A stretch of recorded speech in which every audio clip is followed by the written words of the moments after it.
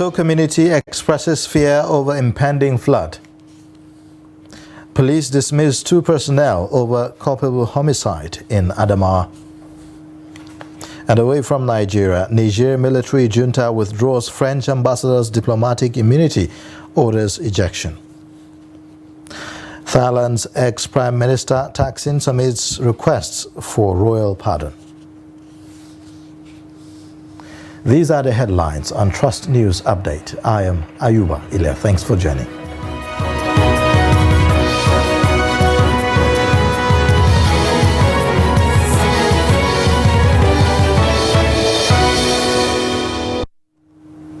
And now the details. Residents of Tudun Osi, a flood-prone community of Jos North local government area of Plateau State, are expressing worry over the expected flood that may affect the area after Cameroon released water from its Lagdo Dam.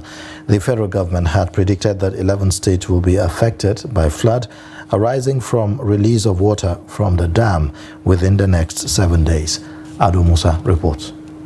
In Plateau State, about 4 local government areas including Jos North, Shandam, Lantan North and Lantan South are flood-prone areas, and communities in these areas are often affected by the flood during rainy season. Residents of Tudun Osi in Jos North local government area say they are worried about the expected flood, adding that last year they were devastated by the flood disaster. There is no place people will go. Had it been people has an alternative, they will leave the place. But you know how people are suffering in Nigeria, what they will eat. That is why people build their houses here before the river bank. My worry is that some of the days that flooding coming in our community, our parents are going out to go and find the food or the shelter that we are eating. Actually, we have been facing a very good number of challenges, more especially during rainy season. Without even releasing what these people, our neighboring country, have been saying that they are going to release their own dam to come, the people around the Ribri area that they should vacate. The executive director of the State Emergency Management Agency speaks on what effort the agency is making to mitigate this year's anticipated flood in the state. The local governments are where these things really happen. And so we share information with them, and they too in turn, via their other outfits, inform the people on what to do. The executive director also blames people who build on waterways for the perennial flooding. We also encourage people not to litter the drainages.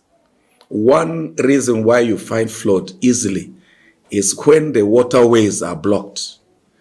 The federal government had directed the state to evacuate or relocate people from the flood-prone areas after receiving information on the release of water from Lagdo Dam in Cameroon.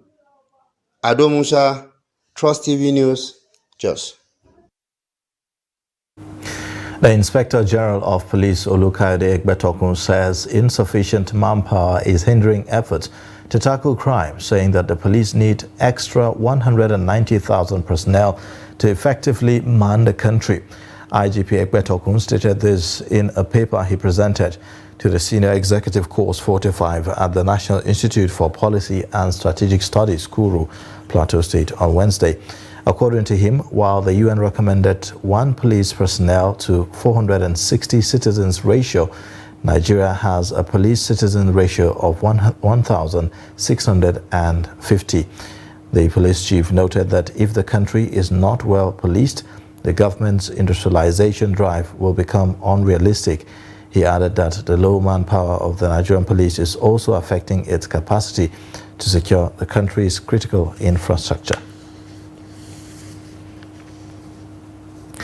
The Adamawa State Police Command has dismissed a police inspector and a constable for alleged culpable homicide and unlawful use of authority contrary to the Police Act.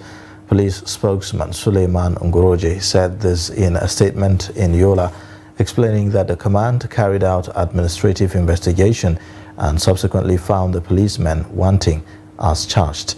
The command tried Inspector Ahmed Suleiman and Police Constable Mahmoud Muhammad, formerly attached to Dunne Divisional Police Headquarters, in an orderly room trial.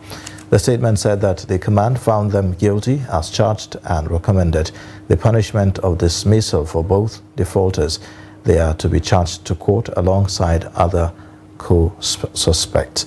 Now, Police Commissioner Afolabi Babatola warned officers and men of the command to be punctual and shun all offences against discipline.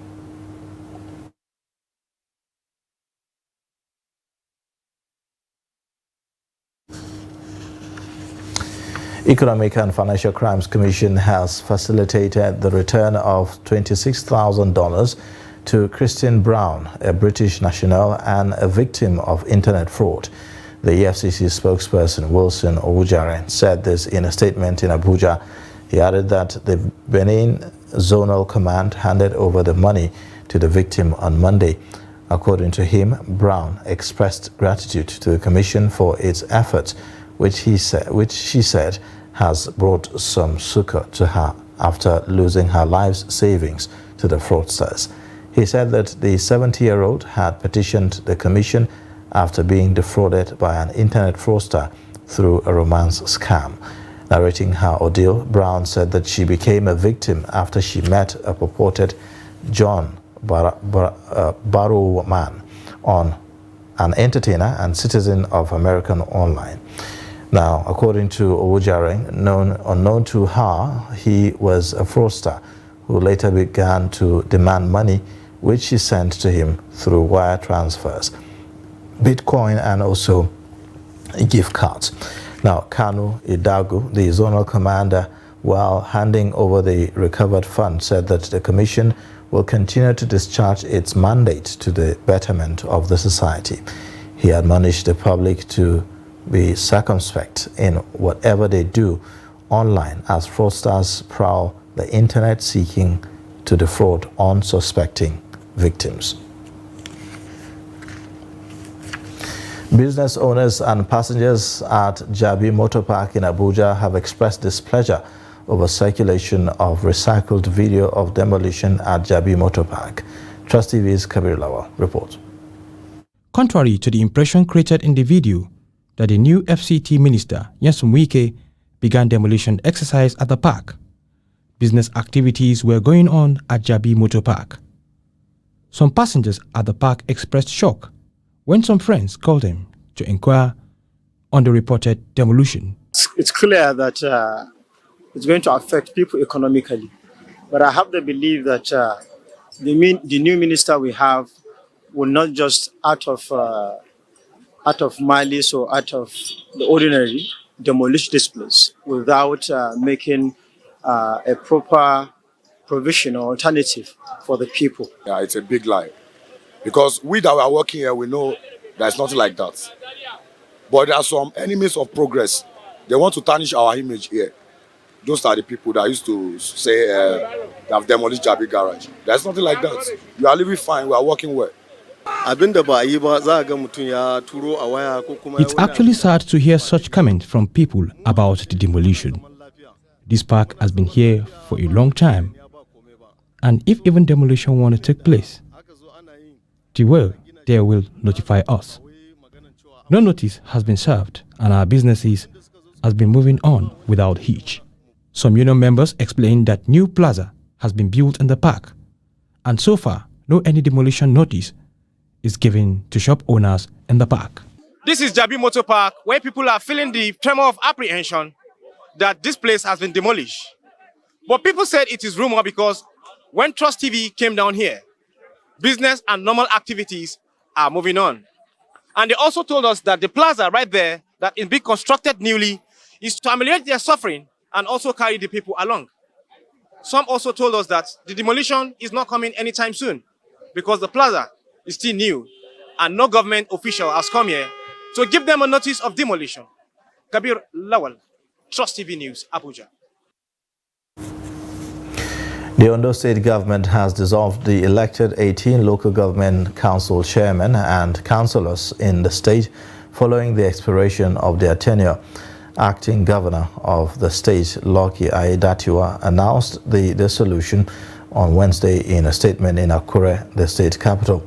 Aiyedatiwa, in a copy of the statement signed by his spokesperson, Kenneth Odushola Stevenson, explained that the constitutional tenure of the elected chairman and councillors came to an end Wednesday, adding that all chairmen and councillors will vacate their respective offices accordingly and hand over the administration of the local government. The acting governor, however, directed the heads of administration in the 18 local government areas across to take charge of the administration of the local councils, pending further directives from the government. The development came long after the Ondo State Independent Electoral Commission had announced February 2024 for the conduct of election into the 18 local government councils of the state. Kano State government has sacked the chief medical director of Hasia Bayero Pediatric Hospital, Yunusa Sunusi, barely 3 weeks after the hospital was reopened for allegedly lacking in capacity to drive the government's policies of free consultation, admission and treatment in the hospital. The Public Relations Officer, Hospital Management Board, Samira Suleiman, said in a statement on Thursday that the board, in an unscheduled visit to the hospitals under its care, went to the hospital and found the CMD wanting and sacked him with immediate effect. The statement lamented that the CMD lacks capacity to manage human resources, render satisfactory hospital administration, despite being a consultant in the field of pediatrics. It added that he was not proactive in any way and does not seem to demonstrate any sign of leadership. The executive secretary further said that during the visit to the hospital, they met two adequately staffed wards closed, while patients were being managed on pathways, describing it as an act of sabotage. Our journalists have been charged on the need to be well informed on budget tracking and investigation for transparency and accountability in governance for national development. Chairman, Daily Trust Foundation, Bilia Bala, made the call while declaring open a 3-day training on budget tracking and investigation training organized for journalists drawn across Southwest by Daily Trust Foundation in collaboration with MacArthur Foundation in Akure, Ondo State Capital. Trust TV's Abbas Ibrahim Alibi reports. Journalists from various organizations were selected for the training. The chairman urged participants to make the best use of the opportunity provided by the training. There is nothing more important after the Nigerian Constitution other than budget tracking and implementation. It is the responsibility of the media to follow up and see what has been budgeted for. Has it been implemented? Have there been the resources to implement it? And to what extent has it been implemented? So the entire development of the country rests squarely on the implementation of its budget. He laid emphasis on the need for journalists to be versed in budget tracking and have capacity to investigate budget implementation. Ondo State Commissioner for Economic Planning and Budget, Pastor Emmanuel Igbosan, restates calls for journalists to ensure the budget spending are accounted for. The expectation from the journalists is that you now have a better understanding of the functionality of government, and you can now ask the right questions, and you can now go to the right places to get the right answers for your for the benefit of the masses, and you now know that you occupy a very critical realm in the committee of nations to develop even in development process. Ondo State Commissioner for Information and Orientation, Bamidele Ademola Olateju, who speaks on what the state has done in budget tracking, commended the effort of Daily Trust Foundation and MacArthur Foundation for training journalists across the country. It's important for people to know what is the budget performance of a government. Where are they spending their money? It is very important, and I think my colleague the Commissioner for Economic Planning and Budget will be able to give an account of himself and train you on how to get that done. Journalists from the Northwest, Northeast, and South-South had earlier participated in the budget tracking and investigation training. A similar training will also take place in Southeast. Abbas Ibrahim Alibi, Trust TV, Lagos. You're watching the news update on Trust TV. Coming up shortly, we'll look at embracing entrepreneurship as a way out of poverty. Details and more after the break.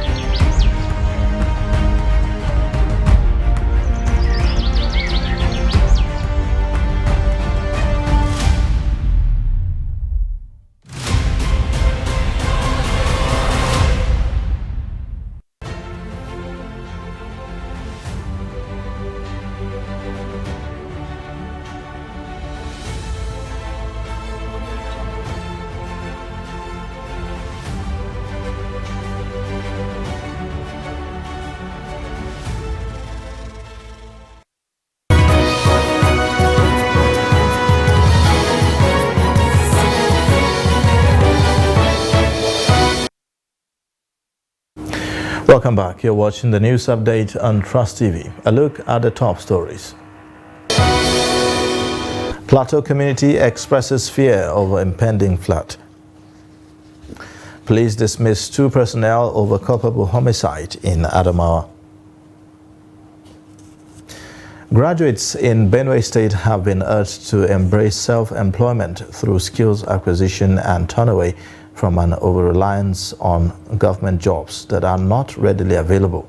This is coming on the heels of Nigeria's endemic battle with unemployment as millions of youths remain unemployed.